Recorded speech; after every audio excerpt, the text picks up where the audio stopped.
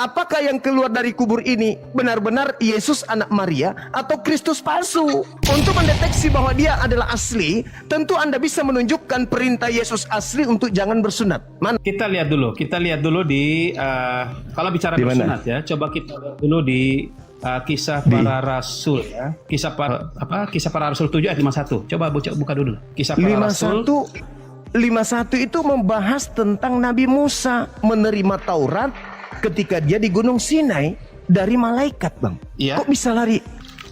Bang Suma ini benar-benar kuasai ayat ya, Bang Suma, luar biasa hebat. Roh Kudus asli ada sama saya, Bang. Wow. Oh ya. Kalau bicara Yesus bilang jangan bersunat, memang tidak ada. Tapi kalau berarti Kristus atau Roh Kudus yang datang kepada Paulus yang mengajarkan Galatia 5 nomor 2 untuk jangan bersunat itu bukan anak Maria. Oh, gini Bang Suma. Kalau berbicara tentang bersunat, Bang Suma, Paulus itu kan rasul yang dipilih Tuhan ya. Jadi Paulus ya, Tuhan yang mana dulu? Tadi kan mengatakan ajarlah mereka melakukan segala sesuatu yang kuperintahkan. Aku memerintahkan jangan bersunat. Siapa aku? Siapa aku yang melarang bersunat? Itu siapa? Kalau bukan karena Roh Kudus, Paulus tidak akan mungkin menyampaikan tentang Roh Kudus mana yang menentang Elohim? Makanya hanya iblis yang menentang Elohim, Bang. Hanya iblis yang menentang Elohim. Oke. Kan tadi kan saudara, Yesus berpesan kepada pengikutnya, waspadalah kepada penyesat yang datang kepadamu dengan memakai namaku Yesus dan berkata akulah Kristus, mereka akan menyesatkan banyak orang. Apabila ada orang berkata ada Kristus di gurun, ada Kristus dalam bilik, jangan kau percaya. Kenapa? Karena dia adalah penyesat. Sebab Mesias palsu, Kristus palsu akan datang dan melakukan banyak mujizat sekiranya mungkin menyesatkan orang-orang pilihan juga. Sedangkan yang datang kepada Paulus mengaku akulah Kristus, Yesus yang kau aniaya. Tetapi kenapa ajarannya bertentangan dengan Elohim? Berarti itu adalah Kristus palsu.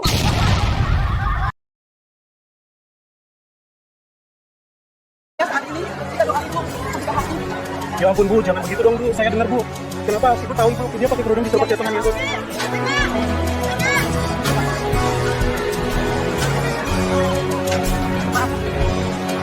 Apa yang dilakukan apologet muslim membahas keyakinan kalian adalah reaksi, bukan aksi. Selama kalian masih mengusik apa yang menjadi iman kami, keluar masuk kampung menjual agama kalian ke kami, maka selama itu pula kami akan hadapi, membedah apa yang kalian tawarkan sebagai bentuk perlawanan anasir-anasir penyesatan dan pemurtadan yang gentayangan dan kalian tebar. Assalamualaikum warahmatullahi wabarakatuh. Bismillahirrahmanirrahim. Sahabat Fakta Islam TV, semoga senantiasa terhibur dan tercerahkan saat menyimak video-video di channel ini. Masih kami sajikan perdebatan luar biasa antara Muslim dan Kristen, antara Bang Zuma dari pihak Muslim versus Macucong dari pihak Kristen. Kali ini membahas tentang siapa Roh Kudus yang diimani Kristen, siapa Kristus yang mengajari Paulus untuk melarang sunat kulub. Namun sebelum melanjutkan, bagi yang belum subscribe, bismillah subscribe dulu. Ini adalah cara mendukung dakwah kami menjadi bagian dari gerakan melawan anasir-anasir penyesatan dan pemurtadan yang gentayangan di sekitar kita.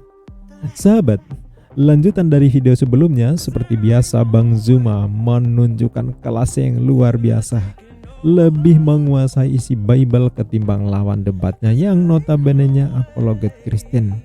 Macucong di sini sangat kelihatan dibuat terkaget-kaget atas kemampuan Bang Zuma, mengakui bahwa Bang Zuma banyak menguasai ayat Bible. Dan ini langsung saja kita simak. Ini dia Bang Zuma versus Macucong. Yang Anda sebutkan Roh Kudus tadi itu, yang ada pada diri Anda itu, yang membimbing kalian beribadah hari Minggu, yang mengarahkan kalian ibadah hari Minggu itu adalah Roh Kudus yang Anda maksud dalam diri kalian itu. Jadi yang memerintahkan ibadah Minggu Roh Kudus, sedangkan Yesus anak Maria tidak pernah mengajarkan ibadah Minggu. Beda antara Kristus yang datang kepada Maria dan Kristus yang ada di dalam tubuh Anda yang bernama Roh Kudus, itu beda.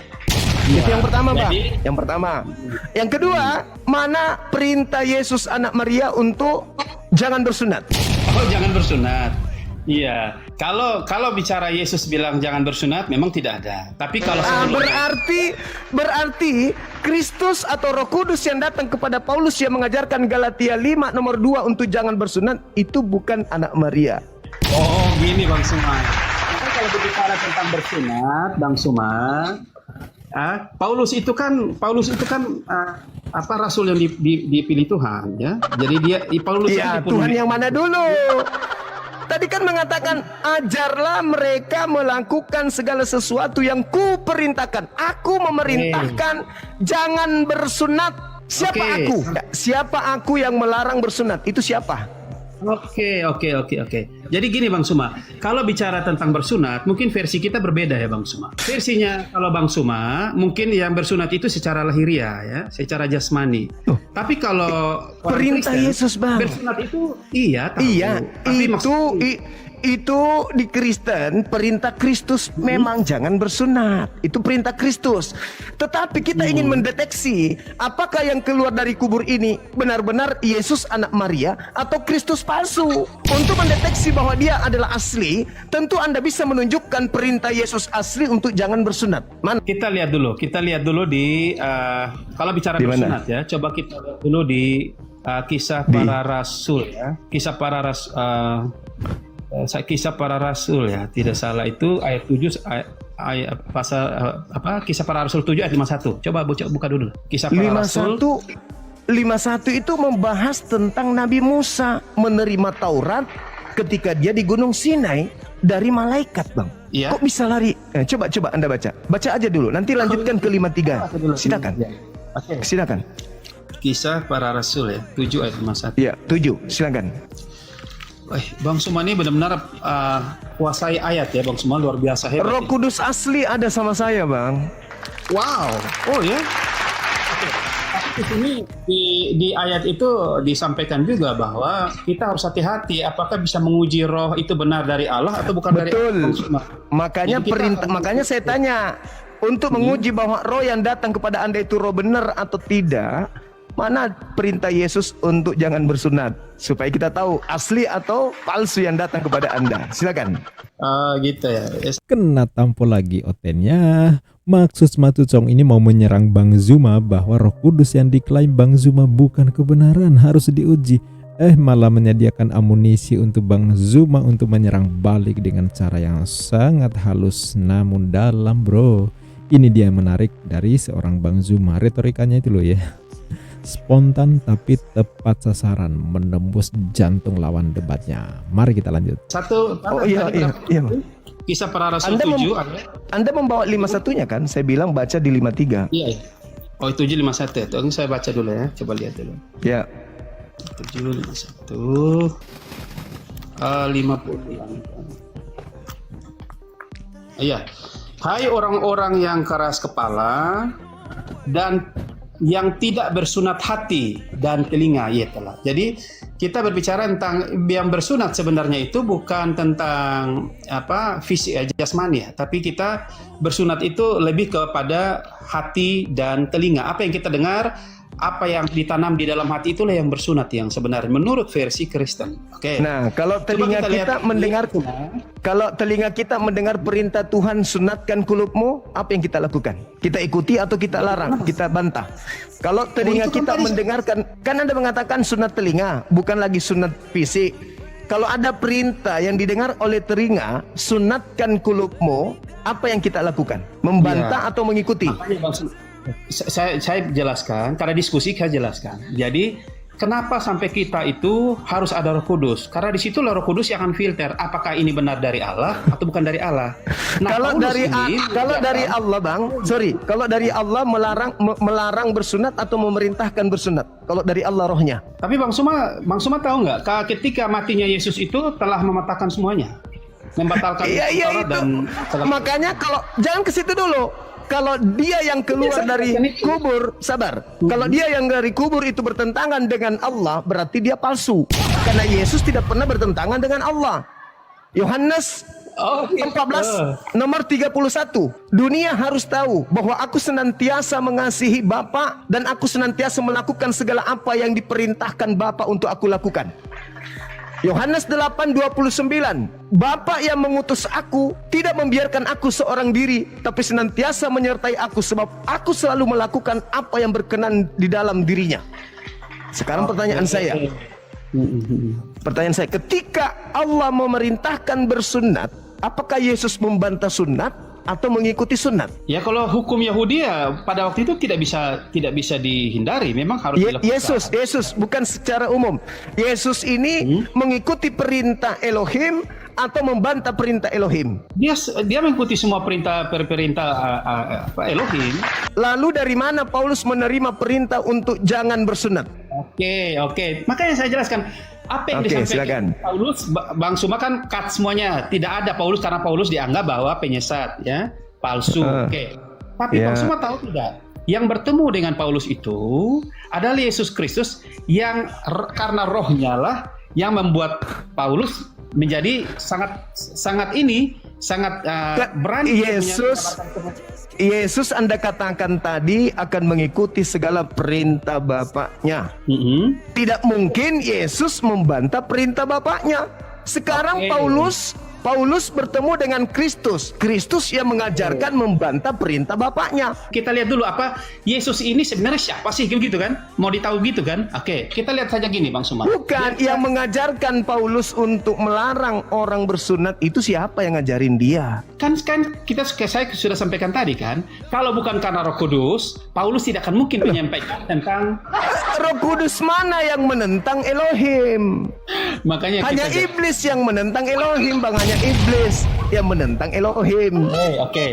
Kan tadi kan saudara, Yesus berpesan kepada pengikutnya, waspadalah kepada penyesat yang datang kepadamu dengan memakai namaku Yesus dan berkata akulah Kristus, mereka akan menyesatkan banyak orang.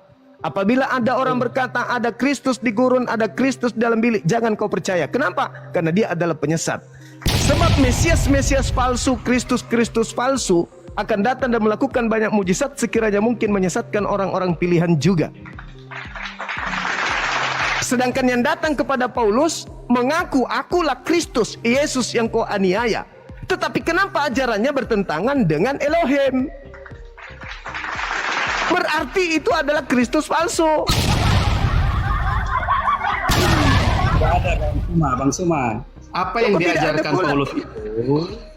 diajarkan Paulus itu 1000% tidak pernah bertentangan dengan Yesus mengajarkan bersunat, Paulus melarang bersunat. Masa tidak bertentangan itu? Makanya Bang Suma. Makanya Bang. Ya, jadi itu kalau Bang Suma bicara itu hukum Taurat ya. Coba kita lihat di Yohanes 1 ayat 17 lah. Coba Yohanes 1 ayat 17 ya. Iya, silakan. Ya, tentang bersunat itu kan sebenarnya dari Musa kan. Jadi biar dipahami lah. Yohanes. Iya, sampai Yohanes. Baca nomor 18 nanti ya, Bang ya. Iya. Iya, silakan. Bang Suma kalau sudah dapat bantu dibaca lah biar agak lebih cepat. Jadi diskusinya lebih bisa ini.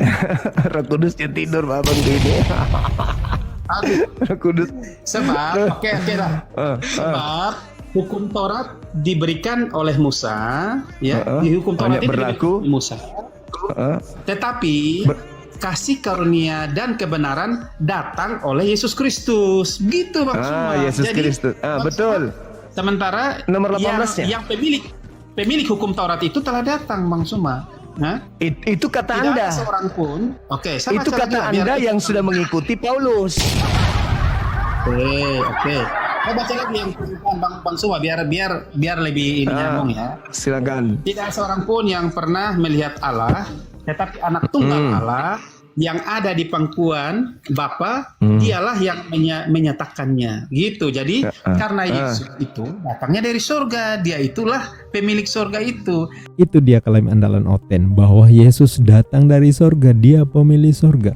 Mereka itu lupa bahwa apapun tindak tanduk Yesus semuanya atas kuasa dan perintah Bapa atau Tuhan Sang Pencipta, Sang Penguasa. Sedangkan Yesus hanya pelaksana karena dia datang diutus oleh Bapa. Tak pernah ada pengakuan Yesus bisa kuasa sendiri tanpa Bapa. Ada nggak ayatnya bahwa Yesus bisa kuasa kok tanpa Bapa? Ya kalau ada ya akan bertentangan dengan ayat ini karena segala kekuasaan yang diemban oleh Yesus atas perintah Bapa. Ini kesaksian Yesus di Yohanes 5:30. Aku tidak dapat berbuat apa-apa dari diriku sendiri. Aku menghakimi sesuai dengan apa yang aku dengar, dan penghakimanku adil, sebab aku tidak menuruti kehendakku sendiri, melainkan kehendak Dia yang mengutus. Jadi kalau Ya, barang terus apa siapa hubungannya dengan jangan bersunat? Yesus, Apa ya, hubungannya dengan perintah larangan bersunat? iya kan? Itu kan kita akan kembali ke sana kan tadi itu kan dengan matinya Yesus telah batalkan hukum Taurat dan segala perintahnya Yesus ini kan anak Allah. Itu kata Paulus. Efesus Itu anak Epe- Allah. Efesus 2 nomor 15. Sedangkan Yesus berkata di dalam Lukas 16:17, lebih mudah langit dan bumi hilang lenyap daripada setitik dari hukum Taurat itu dibatalkan. Yang kedua, Matius 5 nomor 19. Barang siapa yang meniadakan sunat dan mengajarkan kepada orang lain untuk meniadakan sunat kuluk, maka dia akan menempati tempat terhina di dalam kerajaan langit alias neraka. Oh iya. Jadi orang Kristen dasarnya tuh Bang Suma, biar kita sharing ya. Orang Kristen itu kenapa tidak pernah takut lagi soal hukum-hukum seremonial? Ya sama seperti iblis, Bang. Iblis juga tidak takut dengan melanggar perintah Tuhan. Oke Bang Suma, oke lah. Jadi kita coba buka di Roma 5 ayat 9 20. ya. Jadi ini Oh, iya. perjanjian baru ya, ke perjanjian baru ketika Berarti Paulus Yesus lagi datang kan? ke dunia. Berarti Paulus. Jangan fanatik dengan Paulus lah Bang Suma. Oh, iya. Biar kita Anda lihat harus dulu. loloskan dulu apakah yang datang ke Paulus itu Yesus beneran atau palsu. Itu dulu. Yesus beneran. Maka kalau Yesus beneran, di mana Yesus melarang bersunat?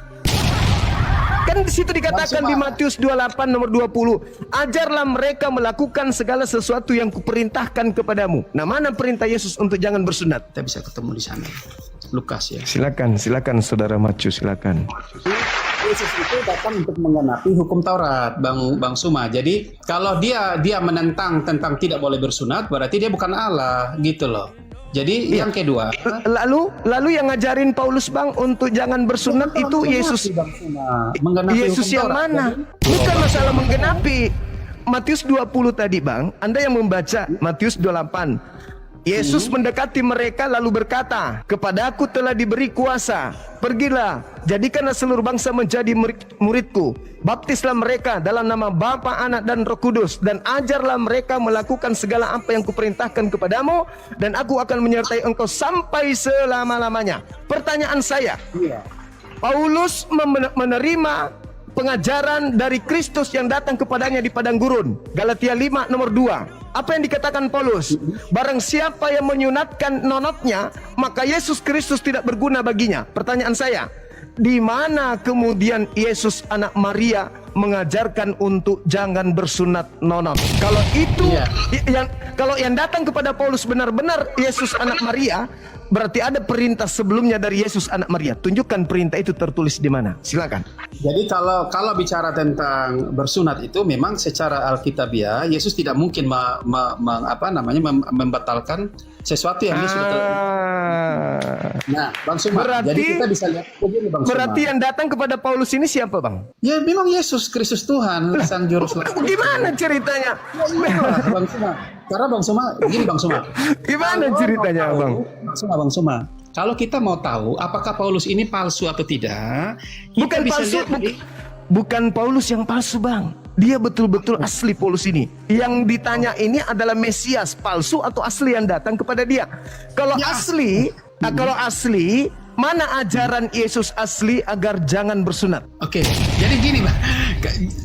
Jangan kita berfokus kepada bersunat karena itu lahiriah Bang Suma. Lahiriah. Matius Tapi 28 yang Anda baca, ajarlah mereka melakukan segala sesuatu yang kuperintahkan kepadamu. Ingat, Bang, iblis menyertai manusia sampai hari kiamat. Ingat itu dulu. Nah, kalau untuk membuktikan yang datang kepada Paulus itu iblis atau Yesus, tentu Anda bisa menunjukkan ucapan Yesus ketika dia menjadi utusan di tengah-tengah Bani Israel, mengajarkan Bani Israel untuk tidak bersunat. Kapan kau bersunat? Aku tidak berguna bagimu. Itu Yesus yang asli ucapkan di mana? Iya. Jadi yang tadi kita sudah sampaikan itu, bahwa apa yang disampaikan Paulus itu tentang bersunat lahiriah itu tidak diperlukan, tetapi yang perlu Kata bersunat, siapa? bersunat Kata hati. siapa? Ya, kata siapa tidak perlu sunat itu? Ya, dari mana Yang ilmunya? disampaikan Paulus. Iya, jadi apa yang Dari disampaikan mana ilmunya? Paulus? Iya, makanya saya sampaikan apa yang disampaikan Paulus itu semuanya benar-benar terarah seperti apa yang difirmankan oleh Tuhan. Maka tidak ada satupun yang bertentangan. Di mana Tuhan melarang bersunat? Kalau Anda membaca Kejadian 17:14, bunuhlah orang yang tidak bersunat kulub, sebab dia telah membatalkan perjanjian kekalku. Mana perintahnya untuk tidak bersunat? Yesus mengatakan Matius 5 nomor 19, barang siapa yang tidak bersunat dan mengajarkan kepada orang lain untuk tidak bersunat, maka dia akan menempati tempat terendah di dalam kerajaan langit alias neraka. Nah, mana perintah Yesusnya untuk jangan bersunat? Karena kalau kau bersunat, aku tidak berguna bagimu. Di mana itu Yesus sampaikan? Masya Allah, luar biasa. Jadi stamina Bang Zuma ini dalam menghadapi Oten itu laksana mercusuar yang tidak pernah padam. Energinya full, tampilannya full, argumentasinya bikin lawan debatnya mati gaya. Ya, kita lihat sendiri ya. Kenapa? Tentu ini bukan karena Bang Zuma saja yang luar biasa, tapi memang doktrin Oten ini dibangun banyak yang tak berdasar ayat-ayat Bible ya, banyak yang bertentangan. Apalagi membandingkan antara pengajaran Yesus dan pengajaran Paulus. Macocong ini bisa aja bilang 1000% tak ada pertentangan alias sama. Tapi faktanya Yesus bersunat. Yesus tidak melarang sunat. Yesus adalah sunat fisik ya. Kemudian memotong kulub. Tapi baca pengajaran Paulus tentang sunat langsung berubah ke sunat hati. Malah pengajaran bahwa jika engkau bersunat maka Kristus tak berguna bagimu. Coba itu. Ya, perintah sunat itu ada di Taurat. Yesus mengajarkan lebih baik langit runtuh daripada meniadakan satu iota pun dari hukum Taurat. Artinya Yesus mempertahankan hukum Taurat, tapi Paulus bikin klaim yang berbeda. Taurat nggak berlaku lagi. Seolah-olah udah diganti dengan matinya Kristus di tiang salib. Ada nggak Yesus mengajarkan bahwa matinya aku di tiang salib ini menjadi tanda Taurat tak berlaku lagi? Ada nggak? Ya, kalau ada silakan kabari ya. Siapa tahu ada Oten yang menemukan ayat itu, silakan share ayatnya di sini. Sampai jumpa di video ketiga lanjutan debat Bang Zuma dan Mah Cucong.